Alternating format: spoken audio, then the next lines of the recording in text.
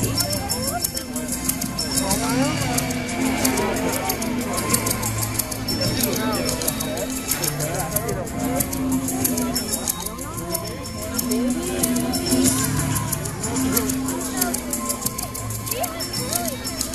but that was a long time ago when those pictures she was straight hair, remember, in the most recent one?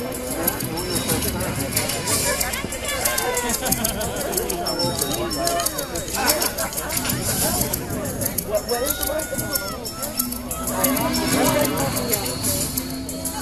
What if all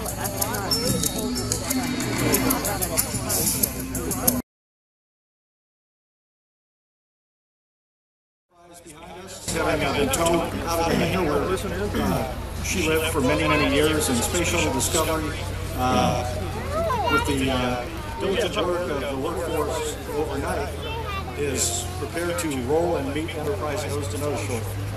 Yeah, it's pretty amazing to sit here today and look over there at Enterprise. If you think back, how many of us would have thought that someday Enterprise is going to get to take flight again and get to do that special ride on top of the 747. So it'll be pretty special when Enterprise rolls out and gets mated by our talented crew that worked so hard to get the Discovery here today.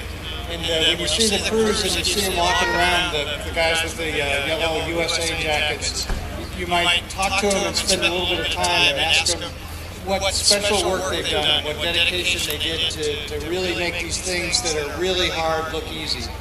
They were up all night last night in the kind of cool rain here in Virginia, working on getting Discovery out of the top of the 747. We had planned before to, in case we went and did a transatlantic abort and ended up in a remote runway, we had the ability to use cranes to essentially lift the orbiter off the top of the 747. Fortunately, through the shuttle program, we never had to do that. So this was the first time that they got to actually exercise all those contingency procedures last night. It wasn't easy for them, and at 4:30 this morning we had weight on wheels of Discovery on the ground here in Virginia. So that team did a phenomenal job last night. So I'll give them a round of applause.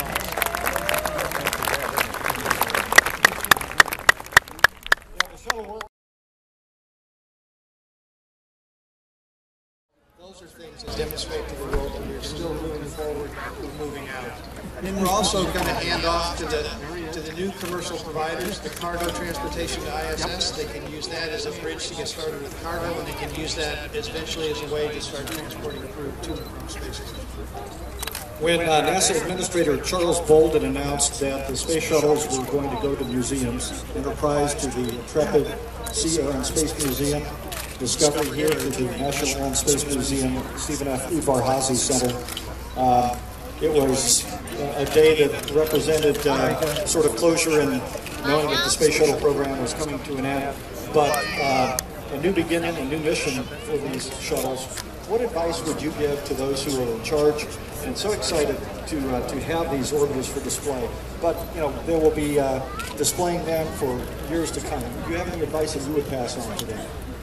I think, again, the museum curators have a tremendous responsibility to really take these wonderful vehicles they'll be receiving and to use them to really motivate and inspire the next generation. It's easy sometimes to see the physical hardware, but I think they should also talk about the teams that kind of sat behind the scenes and made this hardware fly.